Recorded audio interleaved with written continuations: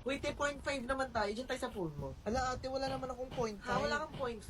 Ano pa phone mo? Naka-Android lang ako, te. Ah, Android. O sige, dito na lang tayo sa iPhone 15 Pro Max ko. Ay, shala, naka-iPhone. Shit, ahon yung ate ko. Ayan. Ayan, tinagdap ko sa'yo. Ay, wala ko airdrop, be. Share it. Share it.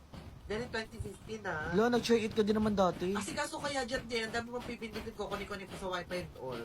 Sa iPhone, te, pag didikitin mo lang yung phone, te, masisend na. Okay, te. Sa'yo na lang yung picture. Patingin ako ng camera ng Android mo, te. Eto, be, okay naman. Ano ba yan, te? Parang nakong wax figure dyan. Tingnan mo yung selfie natin dito, te. Ate, kitang-kita yung mga sumpa ko O, sa mukha. diba ang linaw? Sige na lang, be. Eh, di ba bago lang yung phone mo? Oo, be. 1 month pa Sana lang. nag-iPhone ka na lang, si. Ayoko, be. Ang bilis Oh, malobat. hindi Tagal kaya nito malobat sa akin.